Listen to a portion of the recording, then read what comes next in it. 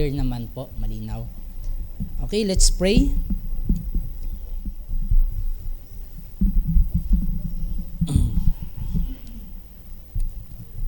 Dakilang Diyos, Panginoon naming mabuti, tapat, at Diyos na nagmahal sa amin. Tulad po ng aming inawit, sa lahat ng panahon, Diyos ka sa amin. Lord, salamat sa mga may hirap na sitwasyon. Lagi ka naming kasama, Panginoon. Hindi ka nagpapabaya. At sa iyong kapangyarihan, Panginoon, kami ay iyong iniingatan, sinasamahan, at pinapahayag mo na ikaw ang Diyos na tapat sa aming mga buhay. Kaya maraming salamat po. At sa umagang ito, O Diyos, bilang iyong mga anak, kami po ay mag-aaral ng iyong salita at hayaan mo, Panginoon, na ang iyong mga salita ay mangusap sa bawat isa, O Diyos. Nang sa ganon, Panginoon, bilang iyong mga anak at tagasunod ng aming tagapagligtas, ang aming Panginoong Jesucristo, kami po ay sumunod ng may katapatan, Panginoon. At dalangin ko na sa aming pag-aaral ay kumilos ang banal na Espiritu sa aming kalagitnaan, bigyan ng kalinawan ng isipan ng bawat isa, ng inyong iglesia ay mapalakas at mapatatag, at ang bawat taong narito ay tunay na kumilala sa aming Panginoong Jesucristo at sumunod sa Kanya, sa Kanyang mga lakad, sa Kanyang turo, at habang kami ay nabubuhay. Salamat po sa inyo namin pinagkakatiwala ang iyong mga salita, at ikaw lamang po ang maluwalhati. Purihin ka. Ito po ang aking dalangin sa pangalan po ng aming Panginoong Hesus. Amen. Amen. Sa ating online Bible study ay ating pinag-aaralan ng Doctrines of Grace o mga doktrina ng biyaya, at ito ay nakapatungkol sa ginawang pagliligtas ng Panginoon. At sa ating pag-aaral ay lalo nating nauunawaan ang kagandahan ng pagliligtas na ginawa ng Panginoon para sa atin. Kaya alam ko na umaasa ako na tayo ay namamangha sa Kanyang biyaya at sasabihin natin na amazing grace. Ang grace ng Panginoon ay amazing. Pero mga kapatid, oo, ang kaligtasan ay 100% na biyaya ng Panginoon, ngunit may malaking halaga ang pagsunod sa Kanya. Okay, ang kaligtasan ay libre, ngunit ang pagsunod sa Panginoon ay may kaakibat na sakripisyo.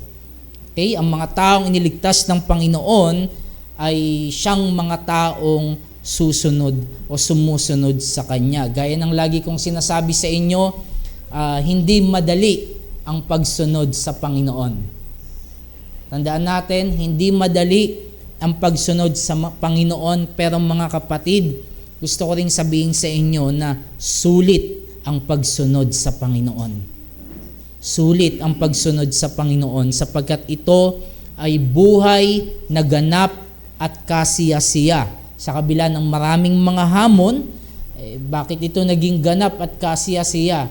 Sapagkat ang sinusunod natin ay hari ng mga hari, ang ating tagapagligtas. At yan ang pag-aaralan natin sa umagang ito.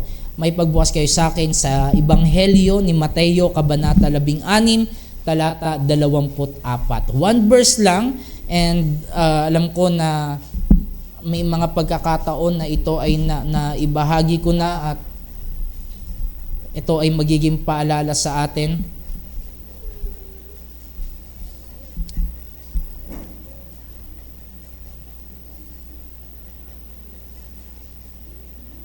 Sino po ang gustong magbasa? Mateo chapter 16 verse 24. Tayo. Sino gusto magbasa? Tayo. Sige, Brother Ryan, ang ating butihing tagapagbasa. Verse 24. Pagkatapos ay sinabi ni Jesus sa kanyang mga alagad, kung ang sino man ay ibig sumunod sa akin, tanggihan niya ang kanyang sarili at pasanin ang kanyang krus at sumunod sa akin.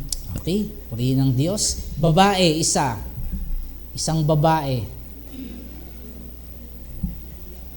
Sige po, Sister Marby. Sinabi ni Jesus sa kanyang mga alagad, sino mang naglalait sumunod sa akin ay kinakailangang takwil niya ang kanyang sarili, pasanin ang kanyang krus at sumunod sa akin. Okay, purihin po ang pagbabasa ng salita ng Panginoon. Sa panahong ito ay patapos na ang ministry ni Jesus Christ sa Galilea at umpisa na ng kanyang journey sa Jerusalem upang doon ay harapin niya ang cross kasi malapit nang ipako ang ating Panginoong Jesucristo. At dito ay kanyang ipinahayag sa kanyang mga alagad ang mangyayari sa kanya na siya ay pahirapan at siya ay papatayin ng mga punong pari at mga eskriba dahil itong mga leader ng relihiyon na ito ay laban sa ating Panginoong Jesucristo. So ito ang una sa apat na pagpapahayag ni Jesus Christ ng kaniyang kamatayan sa kaniyang mga alagad. Alam ng ating Panginoong Jesucristo na siya ay dadakpin ng mga taong laban sa kanya at ipapako sa krus doon sa Jerusalem. Nang marinig ito ni Pedro bilang isang alagad, ang ginawa niya, inilayo niya si Jesus Christ at ito ay kanyang pinigilan. Sa wikang Ingles ay nirebuke ni Peter si Jesus Christ, no? Alam nyo, sa Jewish relationship ng master and disciple, yung isang disciple, hindi niya iisipin na ituwid yung kanyang master. Pero ito yung ginawa ni Peter. Kanyang sinabi kay Jesus na, "Wag nawang itulot ng Diyos, Panginoon, hindi kailanman mangyayari ito sa iyo." Dahil nga sinabi ni Jesus Christ, nga siya ay papahirapan, siya ay papatayin, kaya dahil si Peter, ayaw niya na mangyari yun kay Jesus, kaya sinabi niya ito. No? Si Peter, alam niya na si Jesus Christ ang Mesias. Makikita natin sa verse 16 na sinabi ni Peter, "Ikaw ang Kristo, ang anak ng Diyos na buhay." Okay? Kinoconfess yan ni Peter na si Jesus Christ, siya yung Messiah, siya yung promise na Messiah na ibinigay para sa mga Hudyo.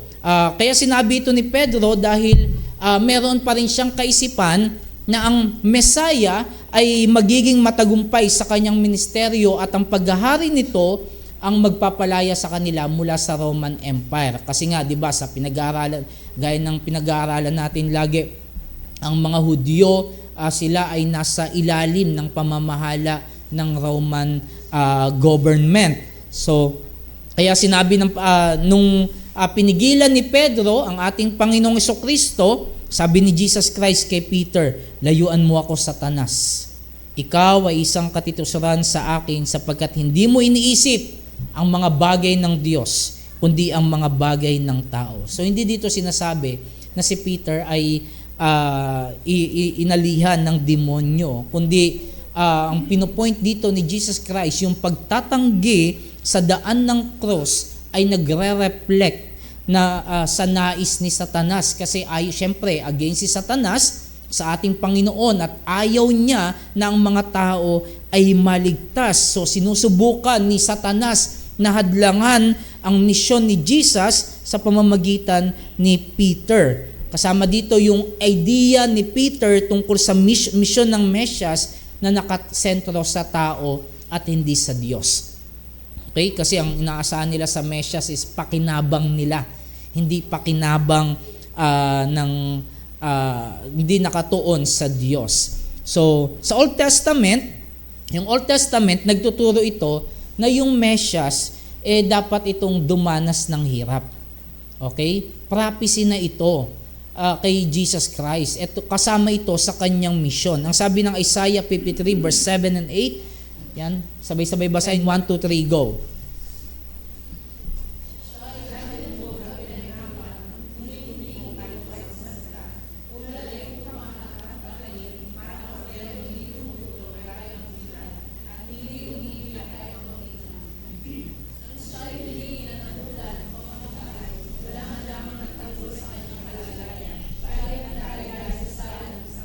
Okay, yan yung prophecy na yan tungkol kay Jesus Christ. Siya yung suffering servant na ang lingkod ng Diyos ay magdurusa para sa mga tao. Kasi nga ang tao ay nagkasala, kung kaya't yung Messiah, pupunta siya rito para yung mga tao ay bayaran yung kasalanan ng mga tao upang sila ay matubos sa kanilang mga kasalanan. So, makikita natin na ito talaga ang mangyayari sa Mesyas. Hindi katulad ng iniisip ng mga Hudyo at maling ideya ni Pedro noon na ang Mesyas ay magpapalaya sa kanila mula sa pamumuno ng Roman Empire. No? So, ang misyon ng Mesyas ay hindi palayain ng mga Hudyo mula sa paghahari ng mga Romano, kundi upang palayain sila at iligtas sa kanilang mga kasalanan. So, yan yung misyon ni Jesus Christ. Kaya nga dapat harapin ni Jesus Christ ang cross sapagkat ito ang kanyang misyon. Kinakailangang maghirap at magdusa ang Mesyas bilang bahagi ng kanyang misyong iligtas ang kanyang bayan bilang katuparan ng banal na kasulatan. Okay? So nakikita natin. Gusto ko itong sabihin sa inyo kasi para makita natin yung kadakilaan ng ginawa ng ating Panginoong Jesucristo. So pagkatapos niya ito sabihin kay Pedro, ay sinabi ng Panginoong Hesus sa kanyang mga alagad sa verse 24, kung ang sino man ay ibig sumunod sa akin, tanggihan niya ang kanyang sarili at pasanin ang kanyang cross at sumunod sa akin. Itinuturo ng ating Panginoong Jesucristo sa kanyang mga alagad na ang pagsunod sa kanya ay hindi madali. Hindi madali. At ito ay hindi katulad ng iniisip ng iba na pag sumunod ka sa Mesyas, magkakaroon ka ng mataas na posisyon. Kaya nga 'di ba yung dalawang magkapatid, sino yung dalawang magkapatid doon? Si Juan at si Santiago, 'di ba? Lumapit sila, yung nanay nila lumapit kay Jesus. Na pwede ba kapag ka naghari ka na, yung dalawa kong anak dito sa kanan at dito sa kaliwa mo? Kasi yun yung tingin nila na si Jesus Christ maghahari. Kaya tinitingnan nila kapag sila'y sumunod sa Panginoon, magkakaroon sila ng mataas na posisyon. Pero hindi ito yung principle ng ating Panginoong Jesucristo. Kasi sa kaharian ng Diyos, kung sino yung gustong maging dakila, dapat siya ang maging alipin at maging mababa sa lahat. Yan yung tunay na pagiging dakila. So sa verse 24, ang sabi, kung ang sino man ay ibig sumunod sa akin, tanggihan niya ang kanyang sarili at pasanin ang kanyang krus at sumunod sa akin. Ang sabi ni Jesus, kung ang sino man ay ibig sumunod sa akin, kung sino man ang ibig sumunod sa akin, ito ay hindi lamang para sa mga apostol, kundi sa bawat taong nagnanais na sumunod sa Panginoon. Kanino susunod? Sa Panginoon. Okay? Susunod sa Panginoon. Sinong gustong sumunod sa Panginoon? Amen? Okay? Pinahayag ni Jesus na meron siyang inaasahan sa mga taong susunod sa Kanya. Alam niyo mga kapatid, ang kaisipan noon patungkol sa Mesyas na human-centered ay nagiging kaisipan ng maraming tao hanggang ngayon dahil sa makasariling pangangaral ng gospel. Noon, ang kanilang ideya tungkol sa Mesaya ay nakatuon, di ba, sa pagpapalaya sa mga Hudyo mula sa pamahalaang Romano. Okay, iniisip nila na magiging maayos ang buhay ng mga Hudyo dahil maghahari ang Mesyas. Ngayon naman, ang ideya ng maraming tao, kapag sumampalataya ka at sumunod kay Kristo, magiging masagana ang iyong buhay. Naku, gagaling ka sa karamdaman mo. Yes, pwede namang mangyari yon, di ba? Kung loobin ng Panginoon, di tayo against sa healing. Gusto nga natin yung kagalingan. Pero may promise ba na pag sumunod ka sa Panginoon, ganun yung mangyayari?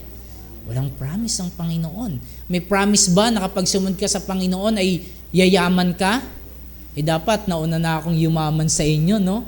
Kung talagang pagsunod sa Panginoon, pagyayamanin ka ng Diyos, wala naman. But kung i-bless tayo ng Lord, pagyamanin tayo ng Panginoon, di mas maganda, di ba? At gamitin natin sa Kanya yung kaluwalhatian. But hindi yun yung promise ng Diyos. Okay? So ang focus ng pagsunod nila kay Kristo ay para sa kanilang sarili at hindi para kay Kristo mismo. Ang sentro ay ang kanilang mga sarili at hindi si Kristo. Pero hindi ito ang tinuturo ng Panginoong Hesus sa pagsunod sa Kanya. Ang sabi ni Matthew Henry sa kanyang concise commentary, sabi niya, nailagay ko ba dyan? Yan, sabay-sabay basahin. 1, 2, 3, go.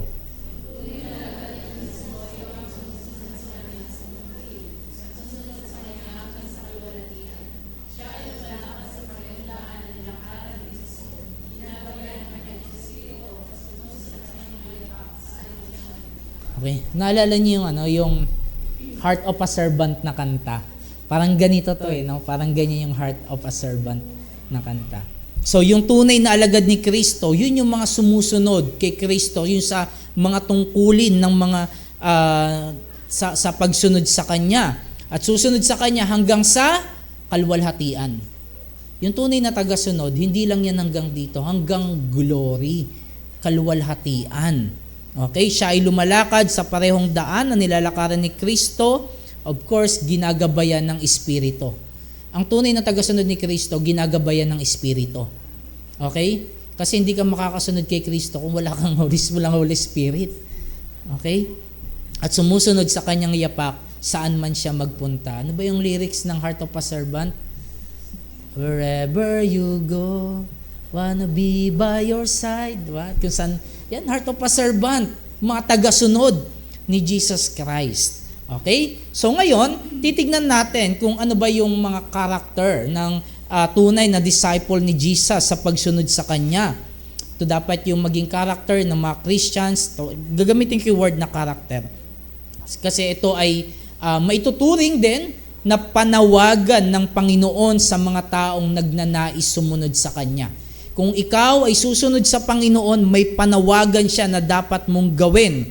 Okay? At ito yung bibigyan natin ng atensyon sa umagang ito. Ang tema ang title natin, ang pagsunod ay hindi biro. So, alam niyo yung kantang, ang magtanim ay di biro, maghapong nakayuko, di man lang makatayo, makaupo, di man lang makaupo, di man lang makatayo. So parang walang ginhawa, 'di ba? Kasi pag nagtatanim, 'di ba, nakayuko, 'di ba?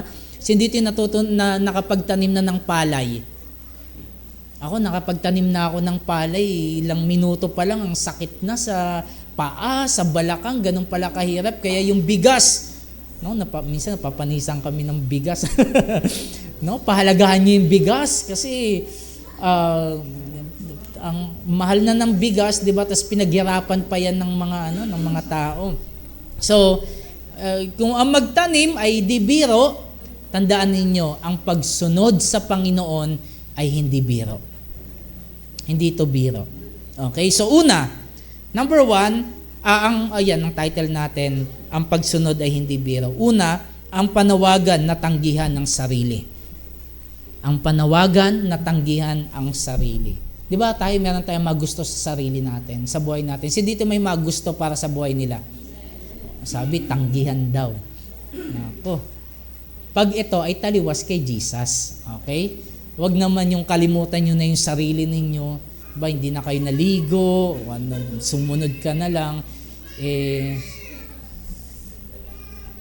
So, sinabi ni Pedro sa Panginoon, di ba na, Panginoon, wag nawang itulot ng Diyos na mangyari sa iyo yan. No? Ayaw niya mapahamak si Jesus. Huwag nawang mangyari yung pinahayag ni Jesus Christ patungkol sa hirap na daranasin niya sa Jerusalem. Ang gusto niya, di ba, iligtas ang Panginoon. Gusto niyang iligtas ng Panginoon ang kanyang sarili. Hindi siya makaranas ng ganong hirap. Parang sinasabi ni Peter, Lord, wag mong isipin mo naman yung sarili mo.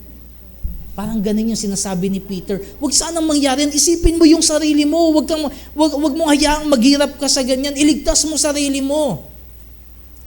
Pero itong pagiging self-centered na sinabi ni Pedro ay kabaligtaran ng sinabi ng Panginoong Yesus na kung sino ang nagnanais na sumunod sa Kanya ay dapat tanggihan ang sarili. Sa ibang salin, itakwil niya ang kanyang sarili. Bakit? No?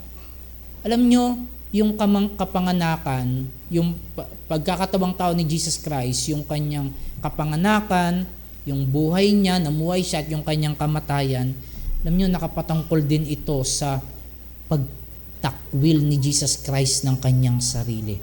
Kasi di ba Diyos siya tapos nagkatawang tao siya? Mismo ang ating Panginoong Jesucristo ang unang gumawa nito, na ang pagsunod ay may sakripisyo. Okay, ang sabi ni Paul sa Philippians 2 verse 7 and 8, sabay-sabay basahin, 1, 2, 3, go.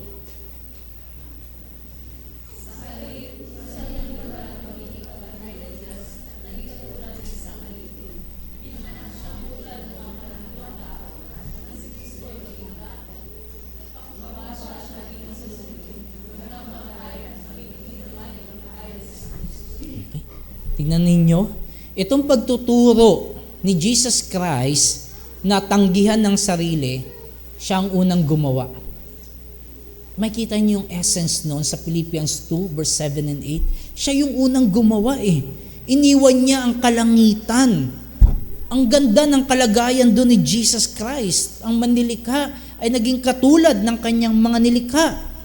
Ang Panginoon ay naging katulad ng isang alipin. Di ba? Siya dapat ang parangalan, pero ibinaba niya ang kanyang sarili. Kaya nga, di ba, sabi ni Jesus Christ, hindi ako naparito para paglingkuran, kundi upang maglingkod. Yan yung ginawa ni Jesus Christ. Yung nagbibigay buhay ay namatay doon sa krus ng Kalbaryo. Ito ay pagpapahayag ng pagtanggi ni Jesus Christ sa kanyang sarili.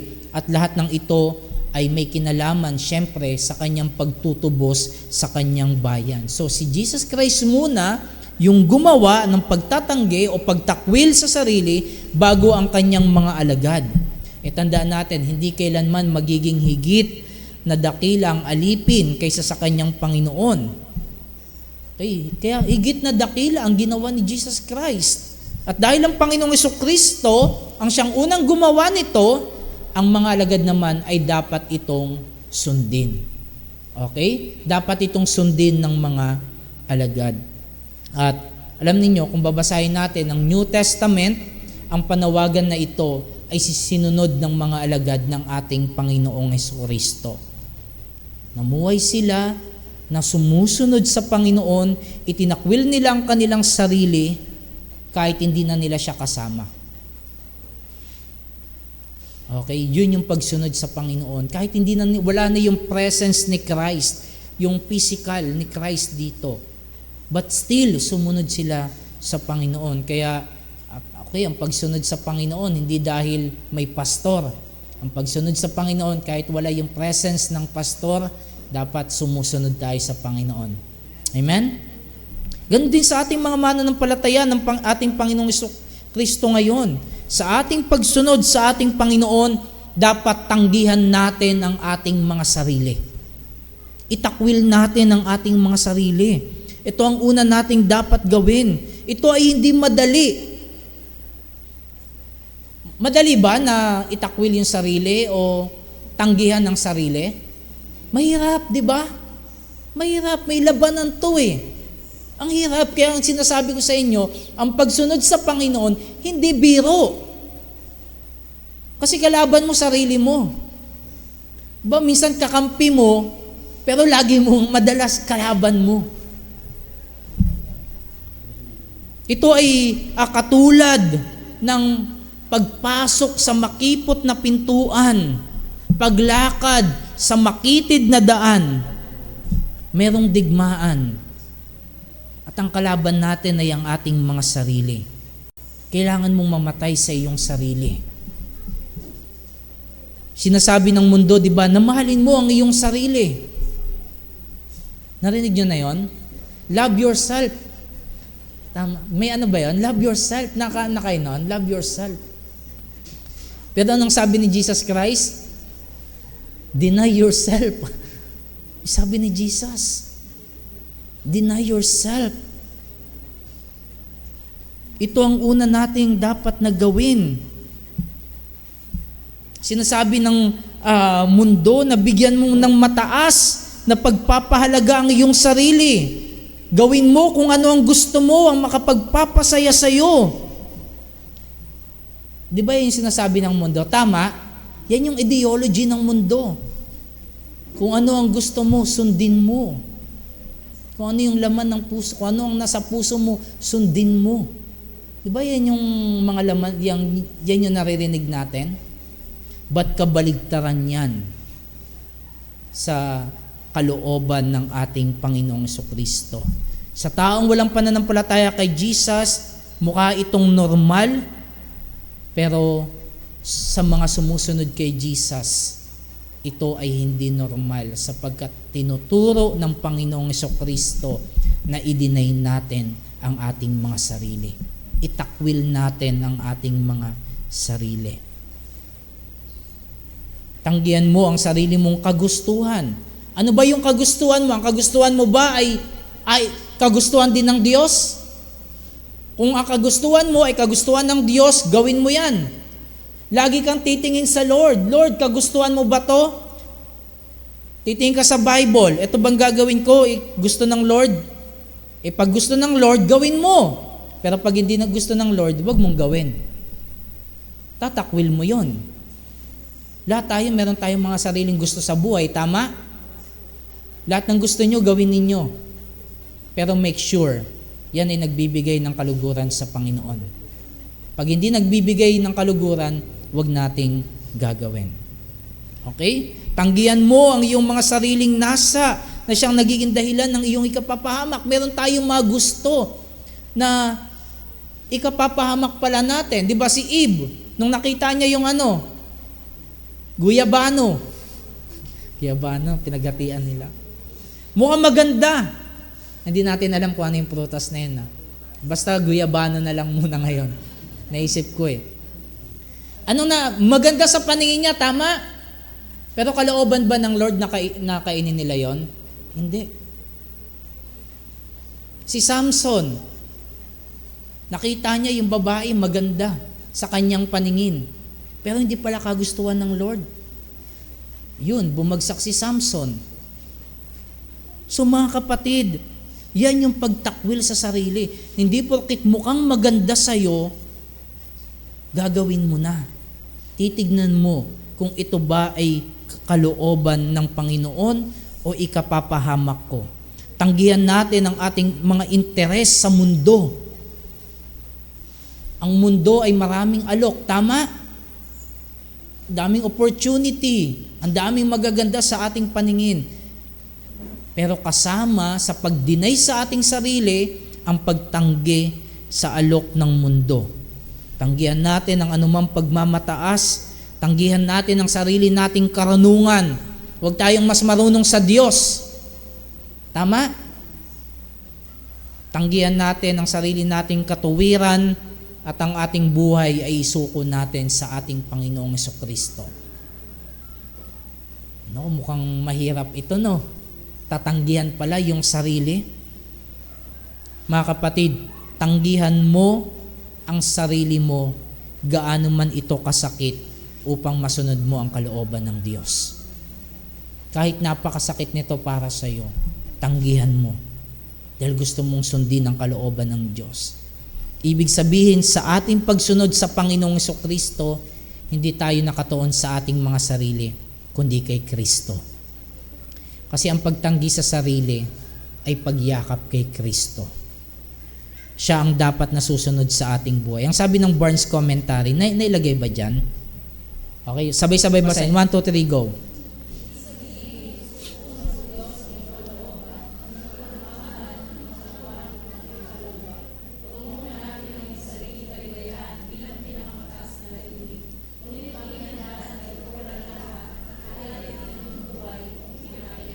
Okay, yan yung pagsunod kay Jesus. Isuko mo sa Diyos ang iyong kalooban. Ang iyong pagmamahal. Yung love mo, dapat si Lord. Sabi diba ni Jesus Christ, hindi dapat sa akin yung mga yung mga hindi mas mahal nila, yung kanilang magulang, yung kanilang anak kaysa sa akin. Hindi dapat sa akin, sabi ni Jesus. Ang iyong katawan, yung desire ng flesh mo, ng katawan mo, iyong kaluluwa, yung soul mo. Huwag mong hanapin ang iyong sariling kaligayahan bilang pinakamataas na layunin ng buhay mo. Ngunit maging handa ka na talikuran ang lahat at ialay din ang iyong buhay kung kinakailangan. Yan ang pagsunod kay Jesus. Hindi na ikaw ang masusunod. Sino nang masusunod? Si Jesus sa buhay mo. Ang pagsunod kay Kristo ay pagtakwil sa sariling kalooban at pagyakap at pagpapasakop sa kalooban ng Diyos sa iyong buhay. Tingnan niyo yung sinabi ni Paul sa Galatians 2 verse 20. Sana ito yung maging verse natin, yung life verse natin. 1, 2, 3, go.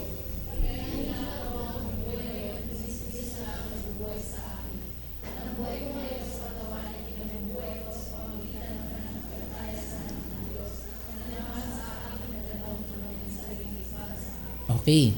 So, ang sabi diyan, sino nang nabubuhay kay Paul? Si Kristo.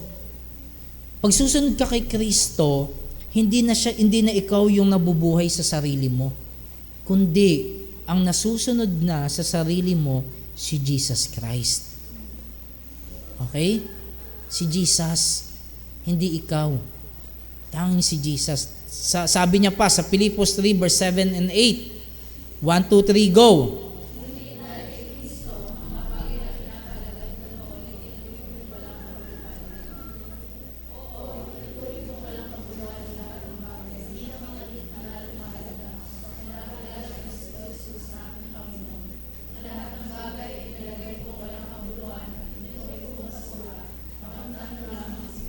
Okay, ano ang pinapahalagan mo? Ano yung bagay na nasa sayo na gusto ng Diyos bitawan mo dahil part ng pag-deny mo sa sarili mo? Ano yun? Sabi si Paul, sa context na ito, ang tingin nila sa kanilang sarili, matuwid sila dahil sa kautusan. Kaya sinabi ni Paul, yung katuwiran na meron siya, tinuring niyang basura. Walang halaga sa kanya. Anong mahalaga sa kanya? Makilala si Kristo. Makamtan si Kristo. Si Jesus Christ yung pinakamahalaga sa kanya, hindi yung kanyang sarili. Kaya tayong mga mananampalataya sa ating pagsunod kay Jesus Christ, lahat ng bagay walang kabuluhan. Dahil ang pinakamahalaga ay si Jesus Christ. Ano yung pinakamahalaga sa buhay mo ngayon? Yan ba ay naayon sa kalooban ng Panginoon?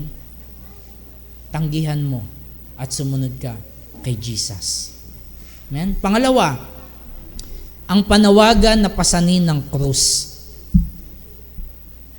Anong ibig sabihin dito ng Panginoon na pasanin ng krus? Gumawa ka ng krus, tas pasanin mo, maglakad ka dyan.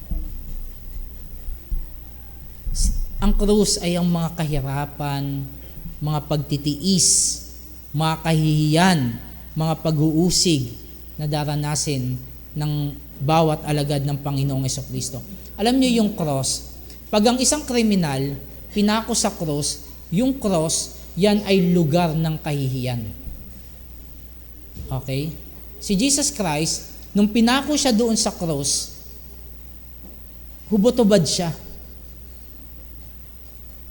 Wala siyang suot. At puno siya doon ng sugat. Kasi yun yung bitay sa kanilang panahon. So si Jesus Christ, nakasama siya ng mga kriminal, binitay siya. Pinako siya doon sa krus. So sabi ni Jesus Christ, yung gustong sumunod sa kanya, anong gagawin? Pasanin ang cross. At ito ay dapat mong pasanin ng may kagalakan sapagkat ang krus na ito ay hindi mula sa atin, kundi ito ay mula sa Panginoon at sa bawat alagad ng Panginoong Jesucristo. So may kanya-kanyang krus na dapat pasanin ang mga alagad ni Jesus Christ. Kapag sinabing pasanin mo ang krus, ibig sabihin handa kang sumunod kay Jesus Christ kahit ano yung kapalit nito. Kahit ano yung kapalit nito.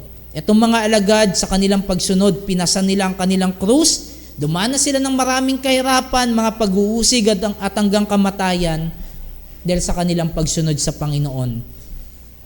Ang pagpasan ng krus ay pagtulad sa ating tagapagligtas. Di ba si Jesus Christ, pinasan niya yung krus. At hindi lang siya pinasan ng krus, hindi niya lang pinasan ng krus, kundi pinako siya sa krus. Okay?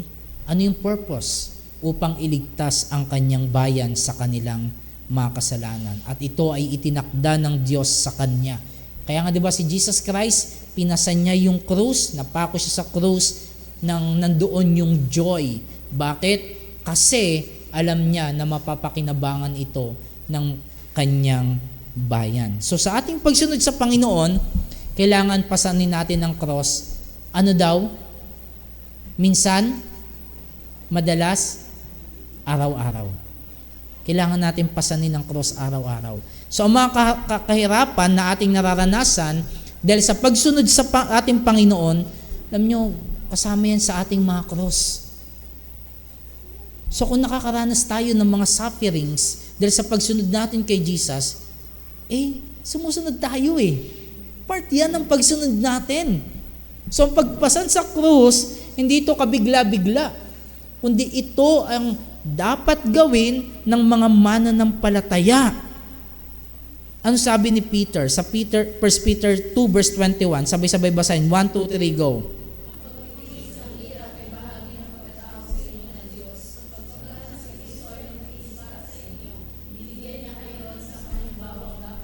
Okay.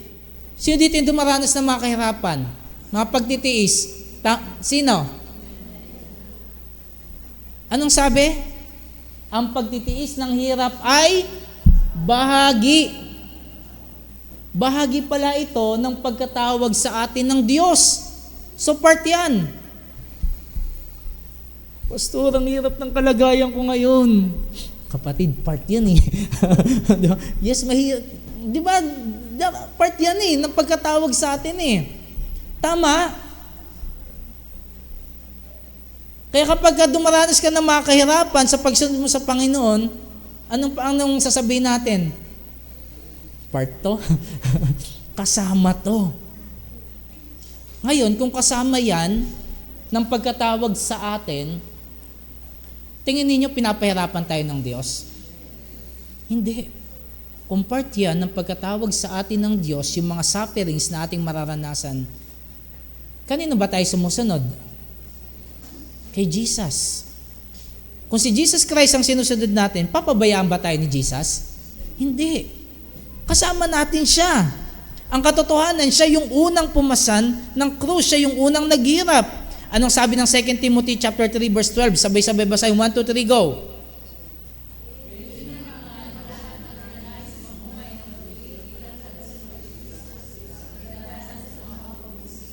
Okay. Ano daw? Yung mga nagnanais mamuhay ng matuwid. Lahat tayo nagnanais mamuhay ng matuwid. Amen? Ano sabi dito? Bilang tagasunod ni Kristo Jesus ay daranas ng mga pag-uusig. Eto. Tandaan ninyo, gaya ng lagi kong sinasabi, darating ang panahon na dahil ikaw ay sumusunod kay Jesus, uusigin ka. Yung mga taong dati mong kasama na parang mahal ka, darating yung time, yan yung kakalaban sa'yo. Naintindihan ninyo? Bakit? Kasi sila ay namumuhay ng masama. Dahil ikaw ay sumusunod kay Jesus, mamumuhay ka ng matuwid. Yung masama, ayaw ng matuwid. Kaya yung masama, uusigin ng matuwid. Tama? So kapag ikaw ay sumunod kay Jesus, daranasin mo yan. Kung ikaw ay talagang tagasunod ni Jesus, daranas ka ng pag-uusig. Pero alam ninyo, gusto ko lang to i-share. May classmate ako dati sa, I think na-share ko na to dati pa, mga 2020. May classmate ako dati, fourth year high school. Third year, classmate ko na siya, tapos naging fourth year. Alam niyo yung classmate ko na to, last 2020, tumawag siya sa akin. Sabi niya sa akin, kasi nakita niya naglilingkod na ako sa Panginoon Alam niyo, na-convict din ako doon, parang nag-guilty rin ako, sabi niya sa akin. Lagi ko siyang kasama, okay? Pasaway kasi ako dati nung high school, ba yung chord, yung gitara sa bahay, binigay ko sa kanya kasi gitarist siya, tas ako kumakanta sa school para may grades kami. Tapos yung library, doon yung parang pinaka-office ng teacher namin. Yung gitara ko, walang chord ng gitara. Tapos yung school, may chord ng gitara. Ngayon, ang ginawa namin, nagpaiwan kami sa library. Sabi ko, Tol, para may magamit tayo, kunin natin yung chord ng gitara sa school. Yung ginawa namin. Tapos, yun yung ginamit namin sa, kumakanta kami sa school. Ako siya yung nagigitara. Tapos, sabi ng teacher namin, may nagnakaw ng chord ng gitara sa atin. Sabi niya, nakaka-convict kasi pinasok tayo ng magnanakaw sa school. Tinginan kaming dalawa. And then, may mga bisyo kami dati na parang ako yung mas nagturo sa kanya. Kaya nung tumawag siya sa akin, sabi niya, Tol, nakakatuwa ka naman kasi ikaw, nagbago ka na tapos ako ganito pa rin yung buhay ko. Tol, sabi niya sa akin, dati ikaw nagturo sa akin ng mga bagay na to. Parang nag-guilty naman ako kasi ako naging teacher niya. Pero sabi niya sa akin, Tol, gusto ko ikaw din naman yung magturo sa akin sa landas na tinatahak mo. Kaya nagkaroon ako ng desire na tinuturuan ko siya hanggang kahit namatay yung asawa niya na pinapanalangin ko at binabahagian ko siya ng salita ng Panginoon. Pero alam ninyo, tingnan ninyo, di ba, kung ikaw ay tunay na tagasunod ni Kristo, yes, pwedeng ang iyong mga malalapit sa iyo ay kumalaban sa iyo, pero dahil ikaw ay tagasunod ni Kristo, maaari na ikaw din ay maka-influence sa mga tao sa mundo. Ibig sabihin, dahil nakita nila yung pagbabago sa buhay mo, ikaw ay sumusunod sa Panginoon, pinapasan mo yung krus mo, sumusunod ka ng tapat sa Panginoon, pwedeng yung mga tao ay masabi na, tagasunod to ni Jesus at yung buhay niya gusto ko rin. Nangyari na sa inyo yon? Sino yung sinusunod mong Panginoon? Gusto ko sumunod din ako sa inyo. At alam ninyo, kung ikaw ay talagang susuko mo yung buhay mo sa Panginoon, ikaw, magulang ka, sino dito yung mga magulang? Kung ikaw ay yung buhay mo talagang sumusunod ka sa Panginoon, pwede na yung mga kasama mo sa bahay ay maidala mo sa Panginoon dahil nakikita nila na ikaw ay tunay na sumusunod sa Panginoon. Maganda ba yon?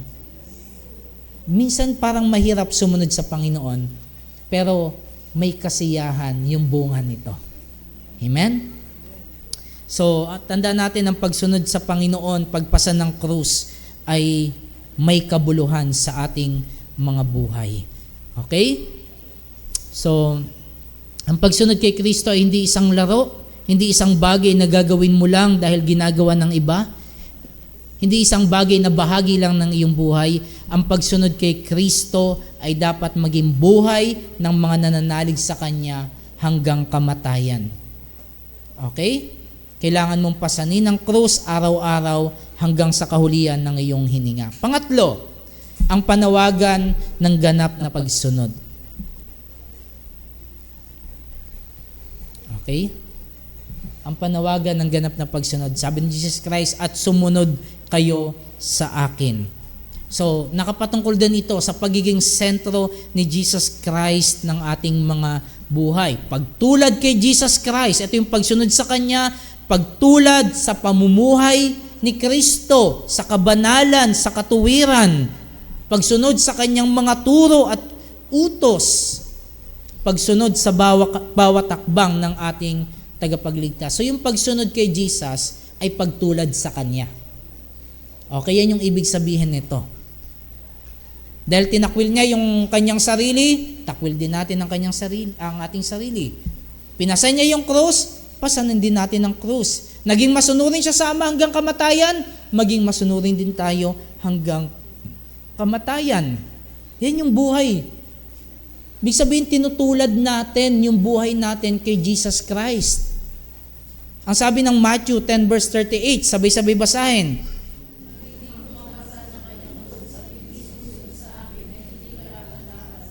Okay, ang hindi pumapasan ng krus, hindi sumusunod kay Jesus, ano daw? Hindi karapat-dapat sa akin.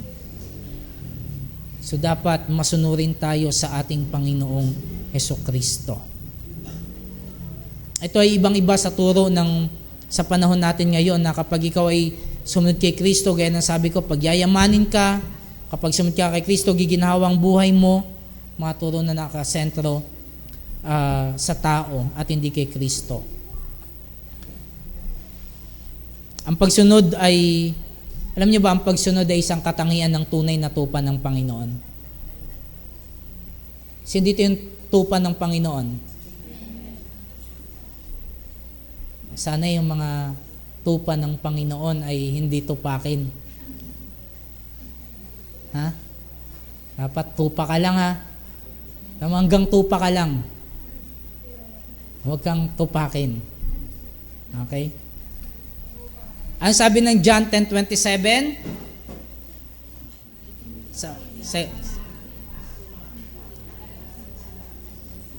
okay, ulitin natin sabay-sabay. 1, 2, 3, go.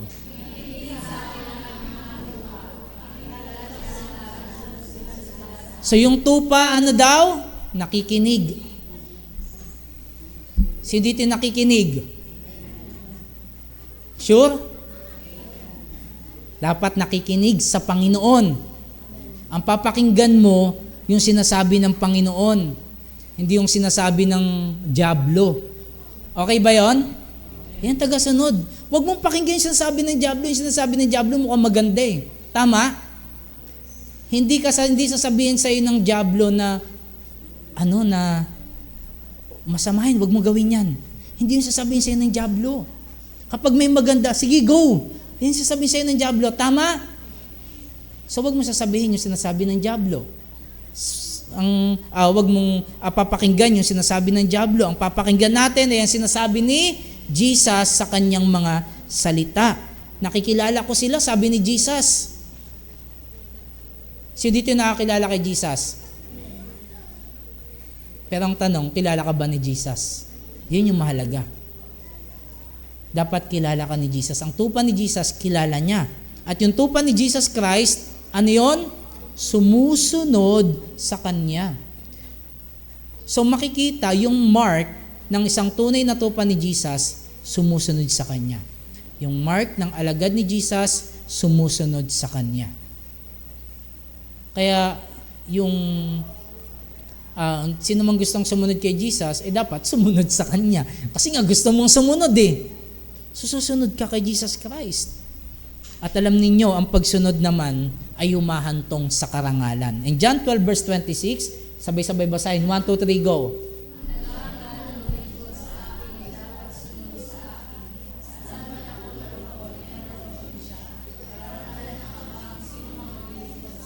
Okay. Ang naghahangad na maglingkod sa akin ay dapat sumunod sa akin. Kanino susunod? Kay Jesus. Sino susundin mo sa buhay mo? Si Jesus. Siya yung hari ng buhay mo. Dapat siya yung masusunod. Sabi dito, at saan man ako naroon, ay naroon din siya.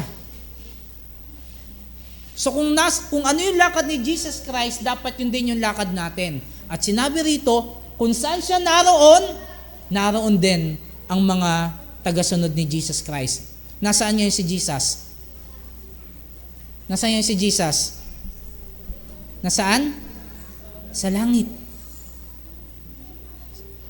Saan pupunta yung mga tagasunod ni Jesus? Sa langit. Gusto niyo na ba?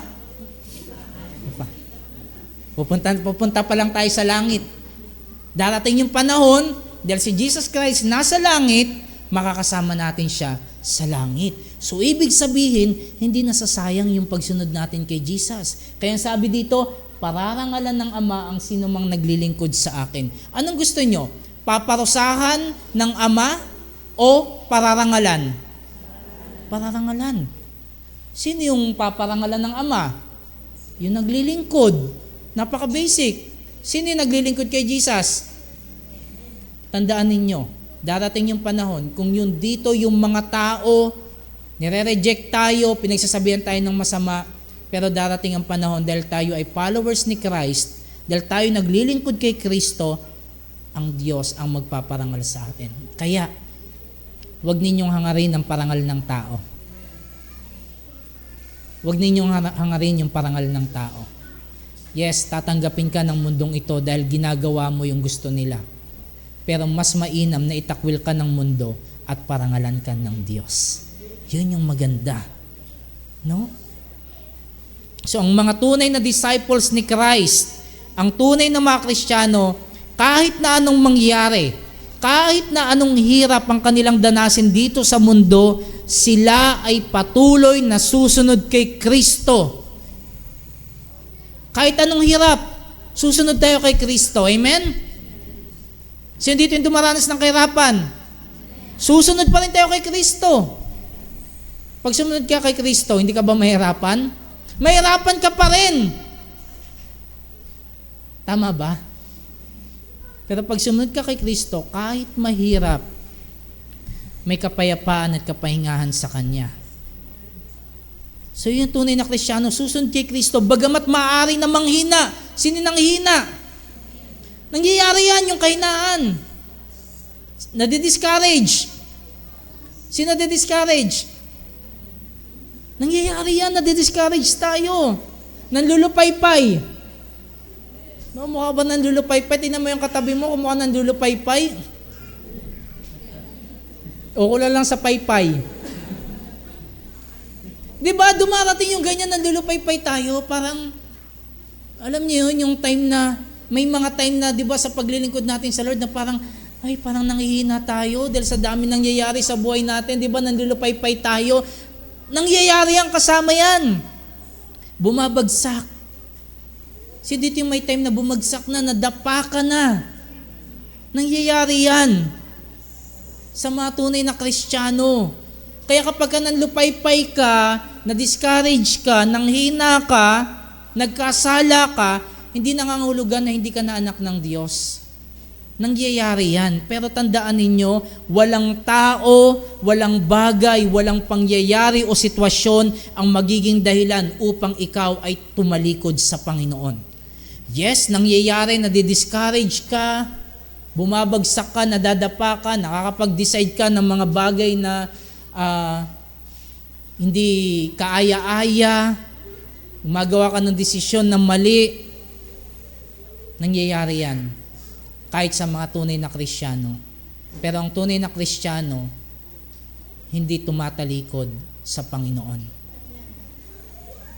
Hindi dahil malalakas tayo, syempre, gaya ng sabi ko, nanghihina tayo, kundi dahil ang kapangyarihan ni Kristo ang tumutulong sa atin at nagbibigay ng kalakasan upang itakwil ang ating sarili, pasanin ng krus at sumunod kay Jesus hanggang kamatayan. Yan yung mga tunay na followers ni Christ. Kaya tingnan mo, kahit ang dami mo ng pinagdaanan, nandito ka pa rin, no? Tingin mo sa sarili mo yan? Hindi. Dahil yan sa kapangyarihan ni Kristo. At yan yung sinasabi ni Apostol Pablo. Pag ikaw ay tunay na followers ni Christ, ano sabi ni Paul? Filipos 4:13. Hindi na isula. Tama, hindi ko na isend. Ako pala hindi isend. Ang sabi ni Paul, ang lahat ng ito ay magagawa ko dahil sa lakas na kaloob sa akin ni Kristo. Yung mga tagutom, mga kahirapan, kawalan, pinagdaanan niya ni Paul lahat. Yung meron, wala, gutom, busog, pagod, malakas, karamdaman, kagalingan, lahat naranasan na ni Paul. Pero ang sabi niya, lahat ng iyon magagawa niya. Bakit? Dahil sa lakas na kaloob ni Kristo. Kaya yung mga sumusunod kay Kristo, alam niyo kung sino yung magbibigay ng kalakasan para makasunod tayo? Si Kristo rin. Si Christ din. Faithful si Jesus. Bakit di ka susunod? kung merong nagbibigay sa iyo ng lakas para makasunod, di ba? In John 10:28, sabay-sabay basahin. 1, 2, 3, go.